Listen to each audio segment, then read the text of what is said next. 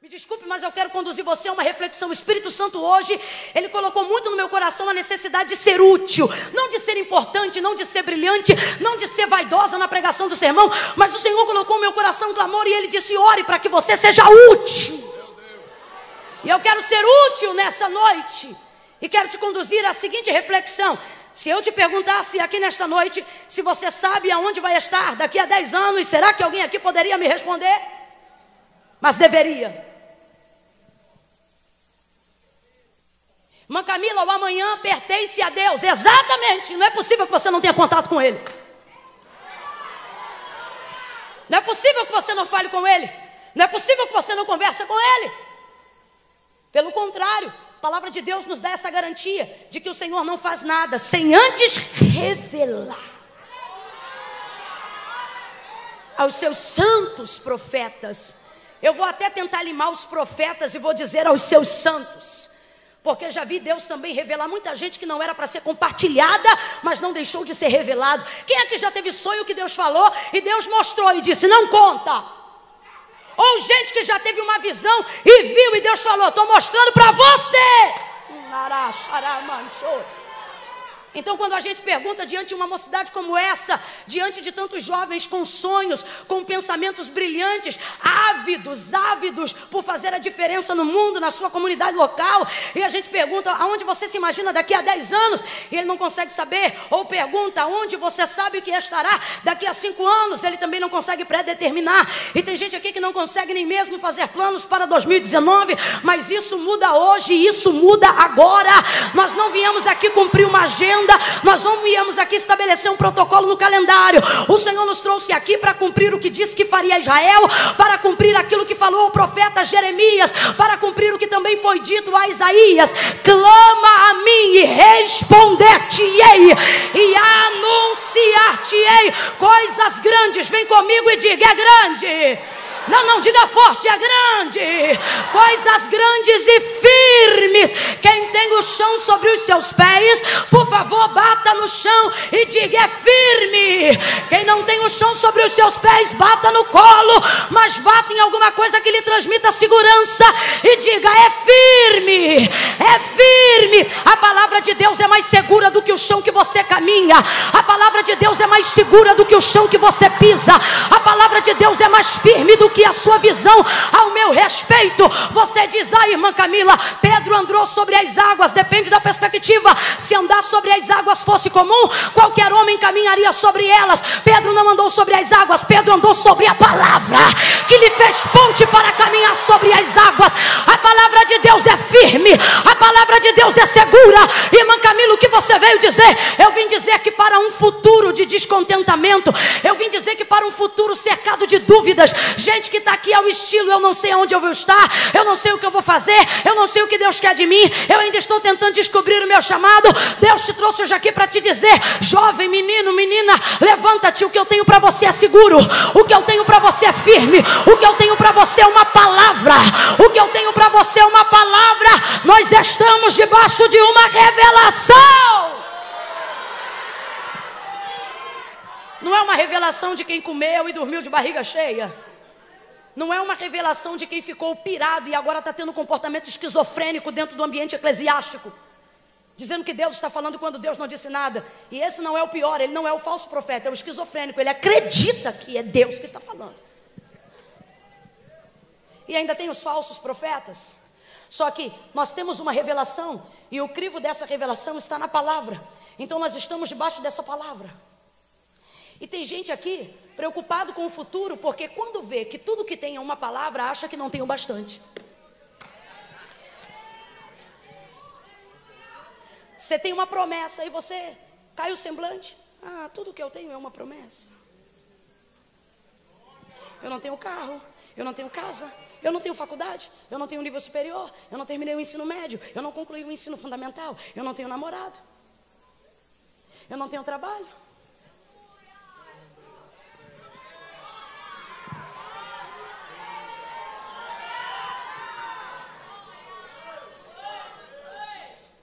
Lâmpada para os meus pés e luz para o meu caminho é a tua palavra.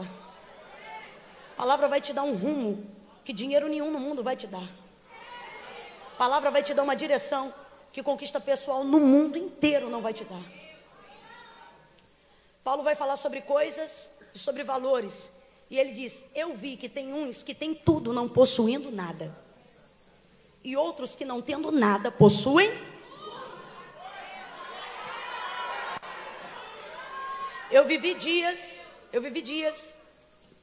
em que eu me sentia mais ou menos assim.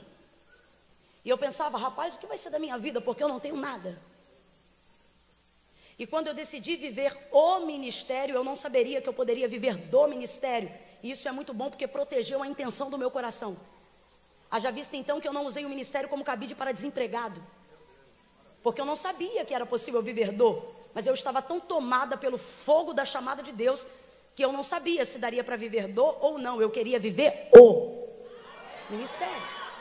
Então larguei uma empresa multinacional, aonde estava e está até hoje no top dos 15 do ranking de tecnologia dentro do Brasil, para poder viver a chamada de Deus na minha vida. Nessa época eu pegava 3 conduções, ônibus, metrô e trem, e parava na Central do Brasil, do Rio de Janeiro. E quantas vezes, parada na plataforma, eu via a minha roupa, desde muitas vezes o meu sapato até a xuxinha do meu cabelo. E vez ou outra eu refletia, eu dizia: rapaz, nada do que eu estou usando é meu, nada. Nada do que eu estou usando foi comprado por mim ou foi adquirido por mim, nada. E por vezes, quando eu pensava em pensar, eu não tenho nada, vinham os cultos de quarta-feira, vinham os cultos do sábado de manhã, vinham as vigílias, vinham as orações no quarto, vinham os períodos de propósito, as entregas de jejum. E aí eu me lembrava da palavra, e Deus usava a gente para entregar a palavra, Deus falava a palavra, mas não importava o tanto que Deus usasse alguém do lado de fora, tudo isto dependia de uma confirmação do lado de dentro. A maior voz de Deus quando se manifesta, não é a que você ouve no timbre da minha voz pregando lá de fora, é aquela voz que vem de dentro, e você pensa: será que veio de fora? E daqui a pouco você diz: não, veio de dentro. E no meu coração, eu pegava o controle remoto, pregava o controle remoto, quando era final de semana e eu estava em casa, e eu pegava o controle remoto, e eu tinha que arrumar toda a casa, eu já estava ali casada, então eu levantava, assistia meus primeiros 3 desenhos de manhã, Liga da Justiça, Tom e Jerry, rotina de meu pai, tomava meu café, desligava tudo, ia fazer comida, ia arrumar casa. E quem disse que eu conseguia arrumar casa? Porque eu pegava o controle, soltava o som, e Lauriette cantava e eu pregava, Damares cantava e eu pregava, e eu sozinha, e eu vou falar assim, eu vou fazer assim, eu vou chamar o povo na frente.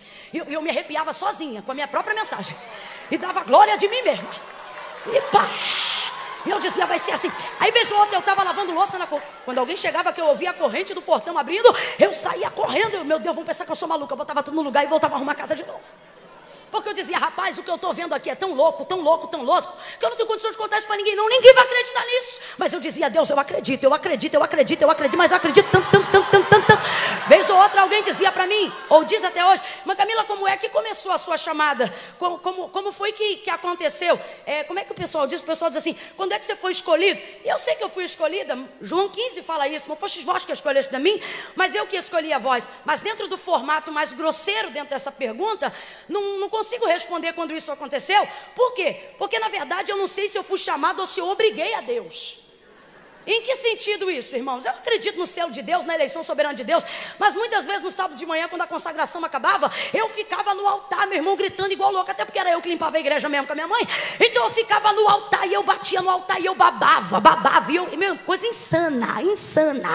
Quem visse tomava um susto, um assombro, e ninguém entendia porque eu falava em língua, era mistério, eu não queria que ninguém soubesse, então eu estabeleci uma comunicação de língua na boca e de tradução na mente. Então na boca eu falava em línguas para ninguém saber o que eu estava falando, mas na mente a oração estava revelada, e na mente eu dizia: Deus, eu creio, Deus, eu acredito, Deus, eu vejo, Deus me escolhe, Deus, eu quero, Deus, eu vou te honrar, Deus, eu vou fazer contigo uma aliança, Deus, eu não vou tocar na tua glória, Deus, eu e falava, e babava, e chorava, E quanto menos presença de Deus eu sentia, mais eu babava. Mas eu chorava, e era assim durante um tempo, insistindo. Vez ou outra eu estava recebendo alguém em casa, ou meu marido na sala fazendo alguma coisa, e eu lavando louça. Daqui a pouco eu chapava numa gargalhada louca, sozinha. Era a conversa, eu e Deus na cozinha. Deus dizendo para mim, sozinha, vou te levar em tal lugar. Aí eu dizia assim, quando o Senhor fizer isso, fulano vai... Ria. Aí ele dizia, eu não vou fazer só isso não, eu vou fazer assim também. Eu ria, pastor Romeu. Ria. Aí meu marido dizia, que isso, mulher? Eu dizia, tu não vai entender nada.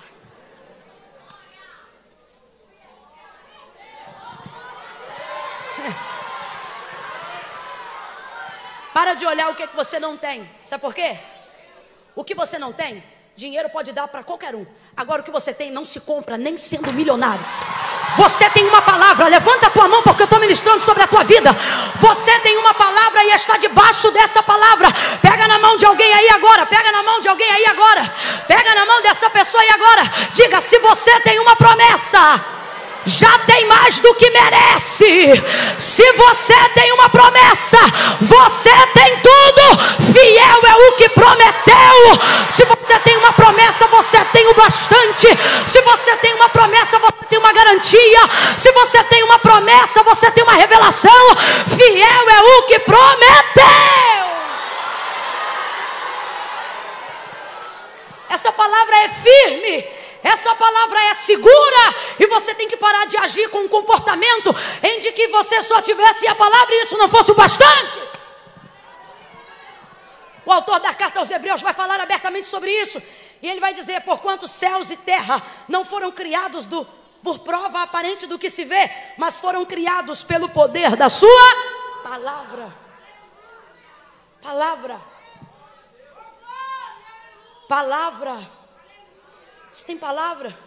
Eu tenho dito às pessoas, quando Deus te fizer uma promessa, acredita. É uma revelação.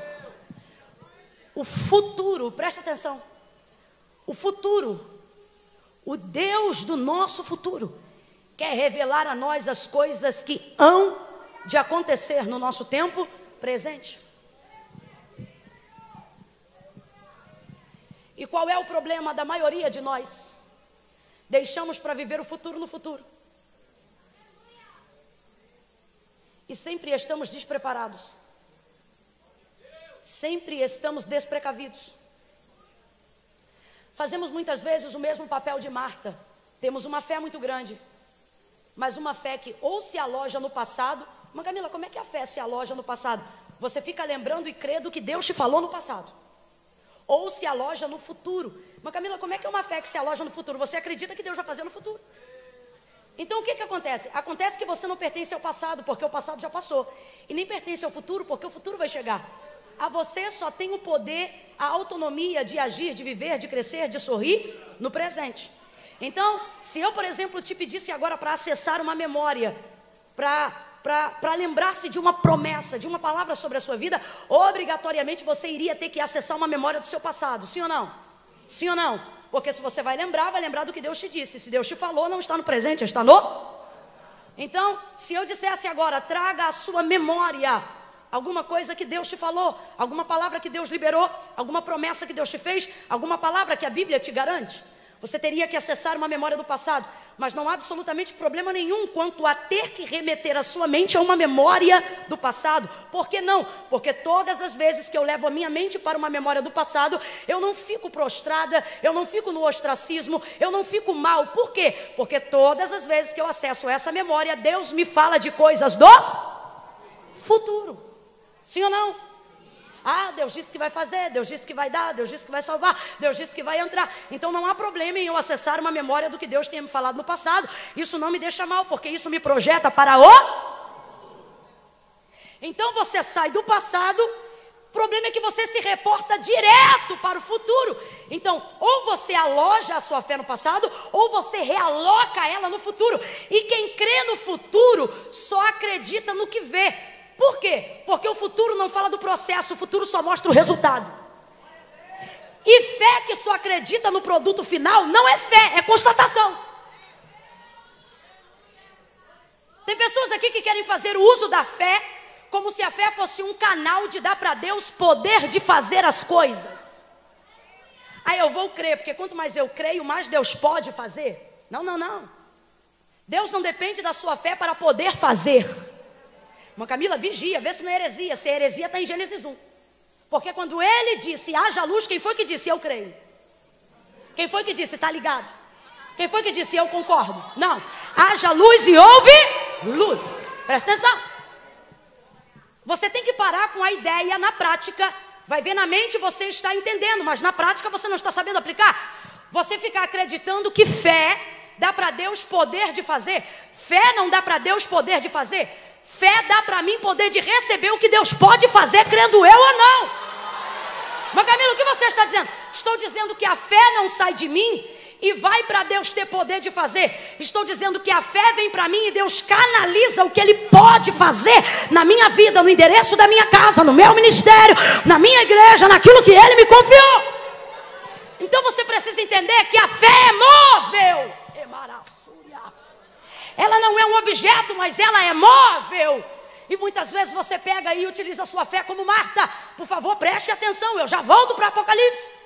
E aí você coloca ela no passado. Como? Você fica preso ao que Deus te disse. Ou então, quando você lembra do que Deus te falou, você reporta assim imediatamente para o futuro. O problema é que no passado está a promessa, no futuro está o cumprimento. Quem está no meio é o... E você diz, por que Deus não faz? Porque Deus visita teu passado, Deus garante o teu futuro. O problema é que o presente é você.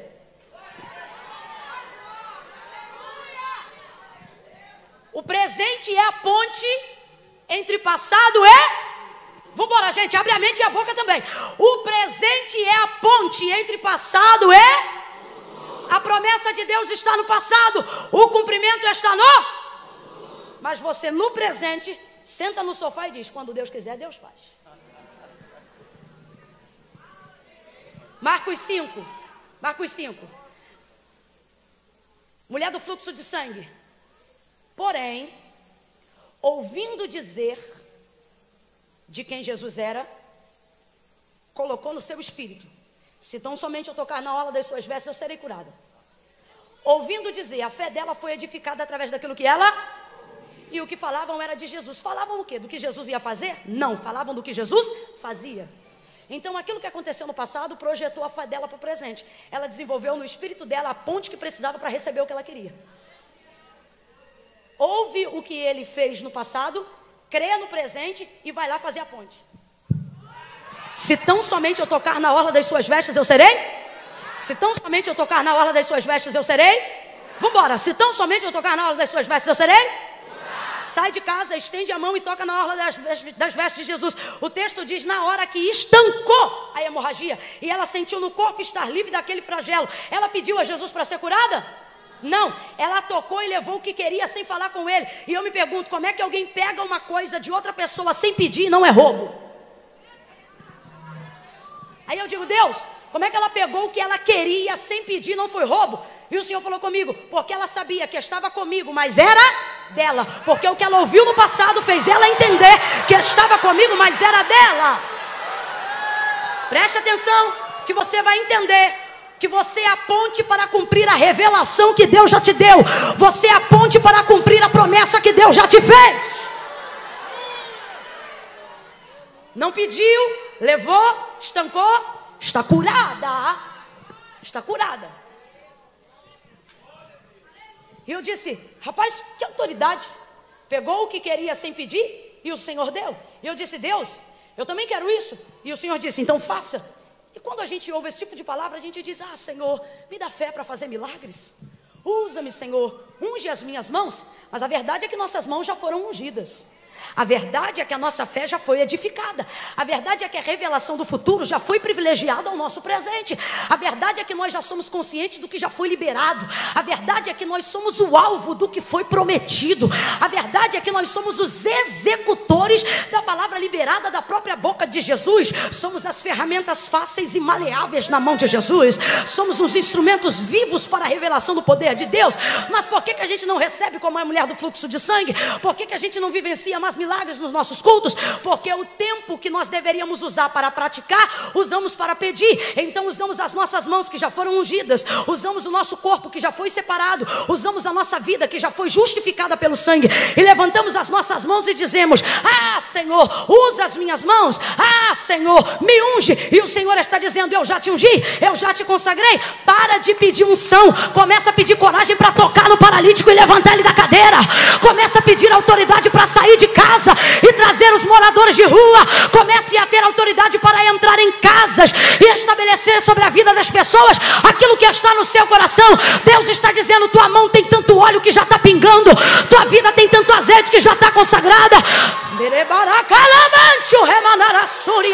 Eu disse: como é que essa mulher pega aquilo que não é dela sem pedir? Ou melhor, pega aquilo que ela quer sem pedir, não é roubo? O Senhor falou comigo, está comigo, mas ela sabia que era dela. Sabe o que acontece com vocês? Ele me disse: vocês estão pedindo autorização para usar o que é de vocês. É vida.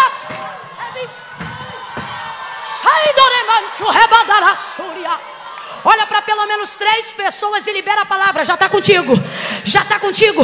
A unção de cura está contigo, a manifestação do poder de Deus está contigo, o óleo para curar está contigo, a atividade da igreja está contigo, a vida de Cristo está contigo. Bate na mão de alguém aí e diga: está contigo, já está contigo. Começa a ter coragem de entrar nos becos e vielas.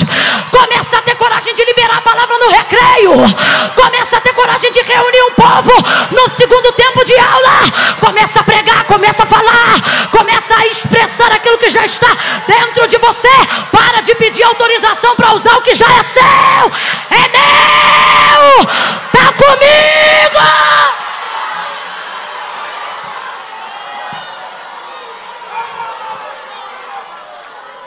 Raciocina comigo.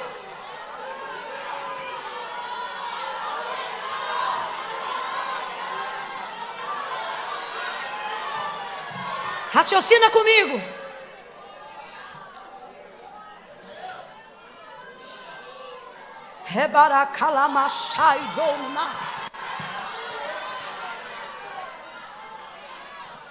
Quem é que tem carro? Levanta a mão.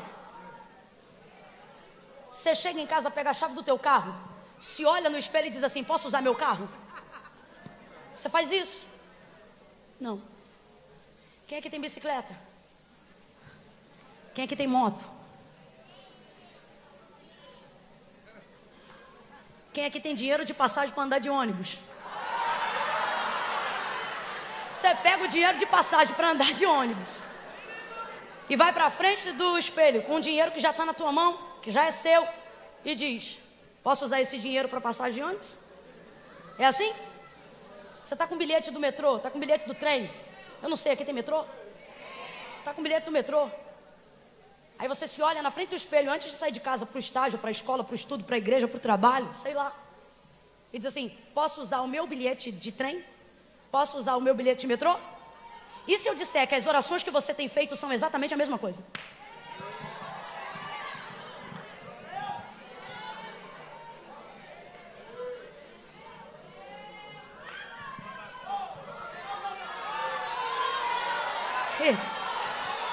Paulo chega, vê alguns homens crentes no evangelho de Jesus e diz: já tendes o Espírito? Já foram batizados no Espírito Santo? E eles dizem: não, nós não sabemos nem o que é isso. Então toma. Pá! Eu acho interessante esse texto. Por quê? Porque a gente tem mania de que tudo tem que explicar, de que tudo tem que fazer entender, né? Só que os camaradas já estão na palavra, já creem, já estão na mesma fé, no único Salvador, uma só fé, um só batismo, o mesmo Deus. Aí ele derrama primeiro e explica depois. O problema é que a gente quer fazer Deus ser compreendido para depois ser manifesto. Só que não era assim que Deus se revelava. Deus se fazia manifesto, despertava o interesse e as pessoas diziam: eu quero compreender. Quem é ele? Como é que faz isso?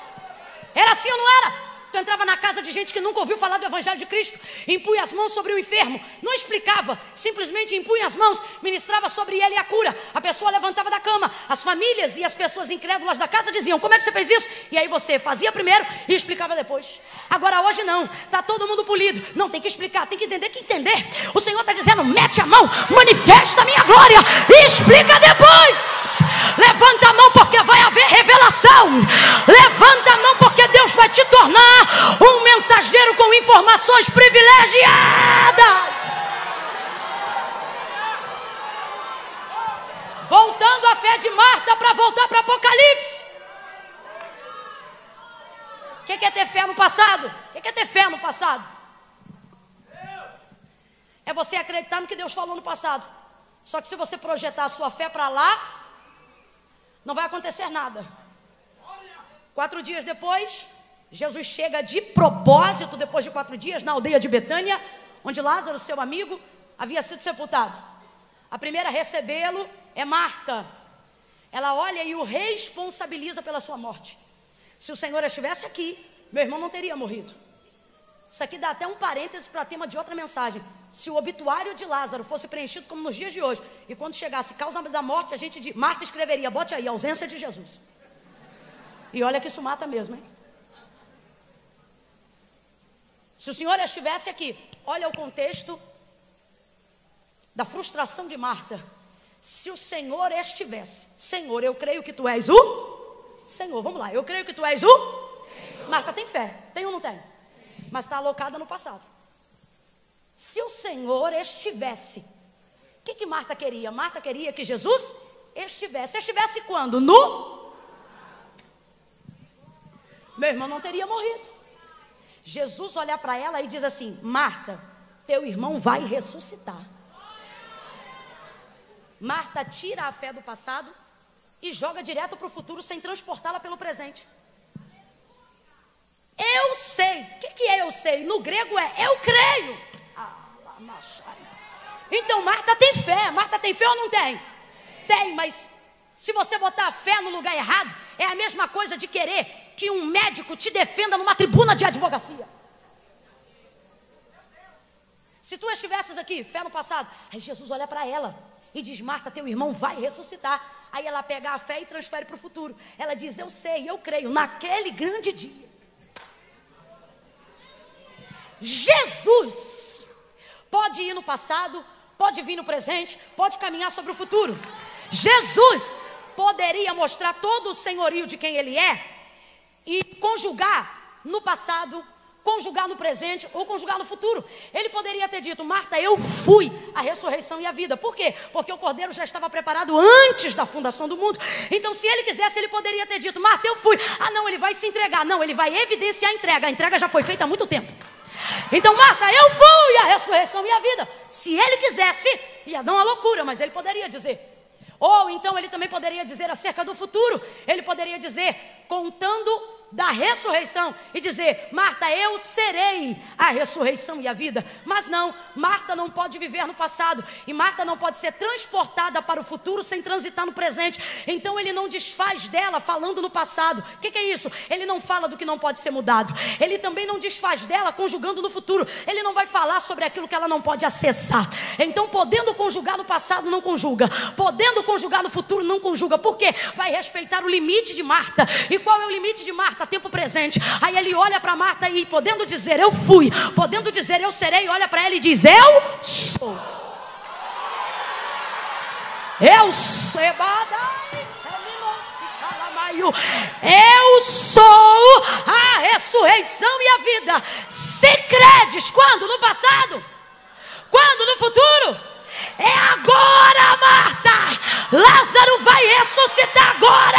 Se você é uma mulher de fé, tira a fé do passado. Se você é um jovem de fé, tira a fé do futuro. Porque o passado já passou e o futuro não existe sem o privilégio da informação. Então use a fé do que você crê que Deus vai fazer agora, porque Ele está disposto a respeitar os teus limites e a dizer: eu sou. sou quando? No futuro? Não! Eu sou agora! O meu nome é já! Moisés está diante da sarça. O Senhor se revela a Moisés na sarça e diz: vai libertar o meu povo. E ele, insistindo, depois da ira de Deus se acender por causa da sua covardia, ele diz: agora vai. E Moisés decide ir. Então ele diz: diga para mim, quando eu chegar lá e eles perguntarem quem foi que me enviou, como eu lhe apresento? E ele diz: diga que o eu sou te enviou a eles. Deus está dizendo no eu sou é o quê? O Deus de Abraão. Diga para ele que é o Deus dos pais dele. E por que o eu sou? Porque Deus, quando se manifestou a Abraão, Abraão não conhecia Deus. Só passou a conhecer a Deus depois que caminhava com ele. Você não conhece a Deus num culto, você tem que caminhar com ele. Você identifica quem ele é, mas só tem experiência e só conhece ele depois de caminhar com ele. Por isso ele se revela por intermédio da sarça para Moisés. E ele diz: diga que o eu sou te enviou a eles. O que é o eu sou? Ele está dizendo: Moisés, eu sou tanta coisa, eu tenho tanta história, que não dá para eu poder conversar contigo numa sarça. Faz assim, Moisés. Vai lá e diga que o eu sou. Eles vão lembrar que é o Deus de Abraão e vão fazer o que Abraão fez. O quê? Caminhar. Vão peregrinar. Vão ter força para sair do lugar. Por quê? Porque eles vão ver que eu sou o que eu fui para Abraão. Alguém diz assim: Senhor, eu te adoro pelo que tu é. Mas vou falar a verdade, não se escandalize. Você adora ele pelo que ele é, porque você descobriu o que ele faz. Não, eu não estou te julgando, não. Eu estou dentro do mesmo contexto. Você só tem a definição de quem Deus é, e por isso ele é temido por causa das suas obras. O que Deus estabelece como memorial em Israel? Manifesta diante dessa geração as minhas obras. Fala para eles quem foi que abriu o mar vermelho. Fala para eles quem foi que fez maná descer do céu. Fala para eles quem foi que fez sair água da rocha. Fala para memória, Moisés. Vai colocando isso na cabeça dessa geração. Vai colocando isso na cabeça dos filhos de Israel. E vai colocando isso na cabeça dos filhos dele. Por quê? Porque eles têm que lembrar o que eu faço. Para quê? Para continuarem sabendo quem eu sou. Para poder continuarem sabendo quem é que manda. Diga que o eu sou te encaminhou a eles. O que ele está dizendo? Eu sou o que você precisa que eu seja na hora que você mais necessita que eu seja. Eu sou água saindo da rocha. Eu sou maná descendo do céu. Eu sou sandália que não consome. Eu sou roupa que não veste. Eu sou coluna de fogo durante a noite. Eu sou nuvem ao redor para a proteção do sol à luz do dia. Eu sou vento que sopra no oriente para abrir o mar do outro lado no ocidente. Eu sou o que você precisa que eu seja na hora que você precisa que eu seja. Mas você só vai saber quem eu sou. Não é me conhecendo do passado, não é me esperando no futuro, mas é caminhando comigo no presente, adorando no presente, falando comigo no presente.